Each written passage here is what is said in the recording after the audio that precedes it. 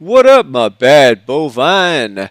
I realized I wanted my parents to be able to enjoy my content, but I realized they have no context for my content. So, this will be my new series, everyone, for the parents. What is insert name of game? Today we have Dead by Daylight. I hope you enjoy. To start off, Dead by Daylight is an asymmetrical game, and what that means is that there's two sides you can play as the many and the few being supposedly the powerful. In this game, a lot of people like to think the killer has the advantage right up until they get pooped on by four survivors who are coordinated. And that gets us into our first life lesson you will learn playing this game, and that is coordination. As some dads say, teamwork makes the dream work.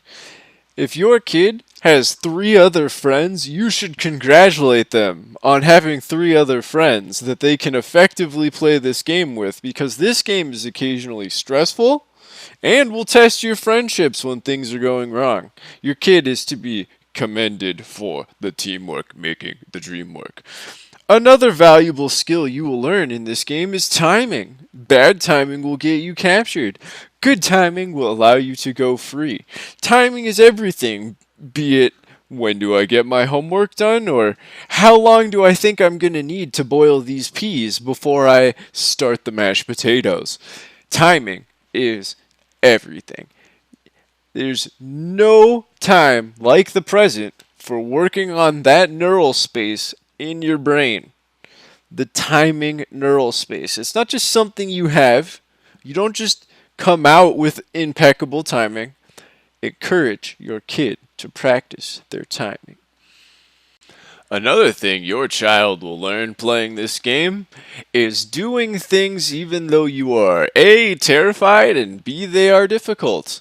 Especially when it comes to helping other people despite those situations. This game, I think more than any other game I've ever played, encourages that specific kind of behavior. And it is a very, very rare trait in human beings this day and age. More people should probably play Survivor and know what it feels like to be left on a meat hook out in the cold with no one helping. Another important life lesson you will learn from this game is the importance of being patient. I commit a fatal error by being way too hasty in trying to cleanse this totem. And if you're a parent wondering what the totem is bad. We don't want that. We need the totem to go away. I, however, have forgotten that killers tend to beeline it straight to their totem to make sure that it is okay. If I had waited, 15 seconds? This would have been a little bit different. Now, don't you think? Again, important life lessons to be found here.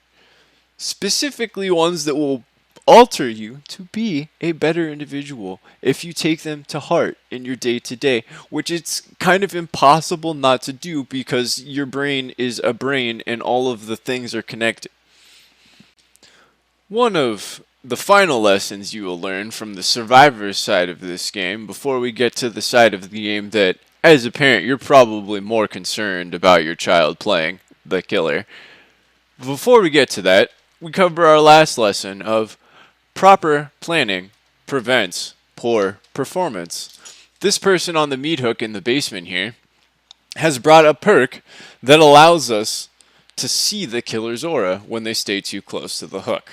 This killer has brought an insidious camper build. And the long run of the insidious camper build is that normally we would have no indication that this man is here doing what he's doing. No terror radius, nothing. No red stain. You don't need to know what those things mean. All you need to know is we would otherwise have zero tools to counter this problem. But because this person had proper planning, we banged out 3 generators and this guy is sweating bullets. On to our last endeavor. We will be covering the killer. The killer, as a parent, I understand you are a bit more concerned that your child is playing this. It's violent. He's cutting people up. He's putting them on meat hooks. I say he because I'm a he, not because I assume your child's gender. Fucking okay? Okay. I hope we're cool on that front. Moving on from there. I understand your concerns. But one of the first things you're going to learn as a trapper is resource management versus time management. Trapper has a bunch of traps that he has to physically go get and then physically place on the ground. In a game where time is very limited, you have to make very important choices as to where you're going to be putting your traps.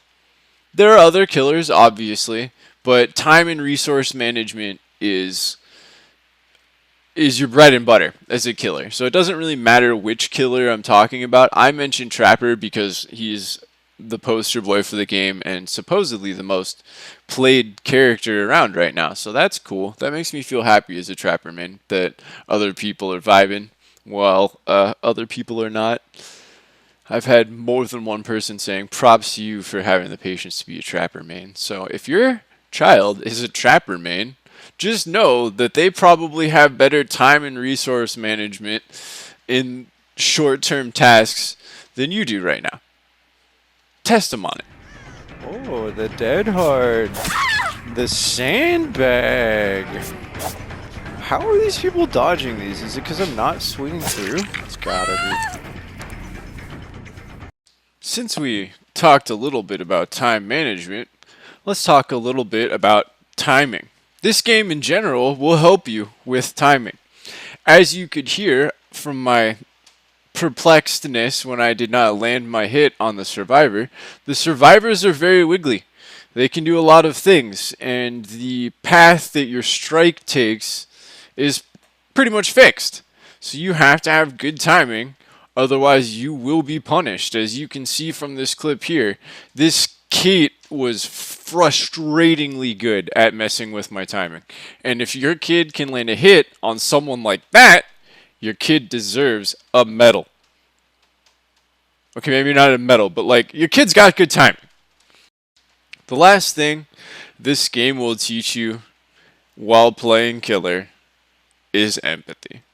And I know that doesn't sound right, but it is a poor killer that cannot put himself into the mind of the person he is chasing.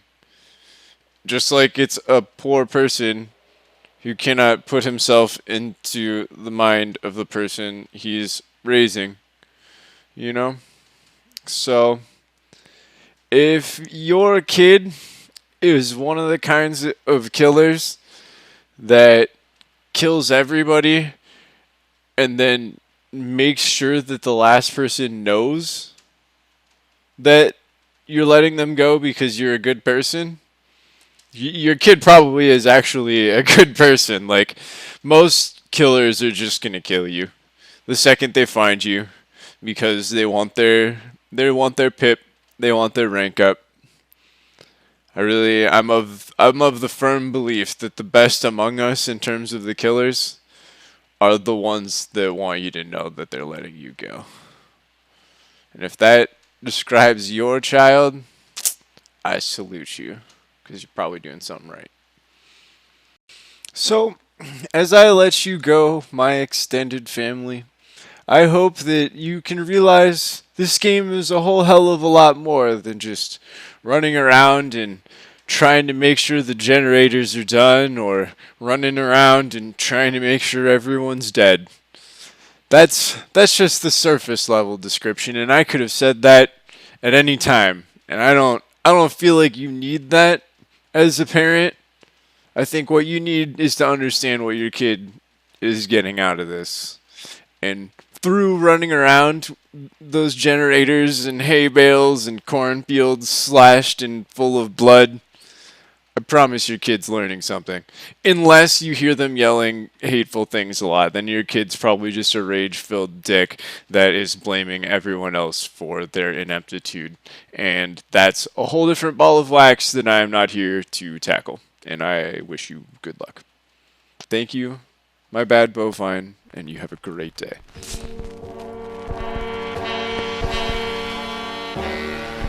Let me ask you a question. Has anything ever happened to you that you couldn't explain?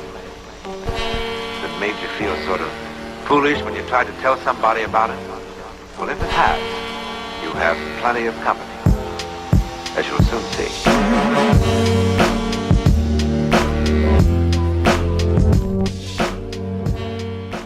Whack-ass teams, dude, you should not be dragging your friends into this fucking level of gameplay. They're not ready for it.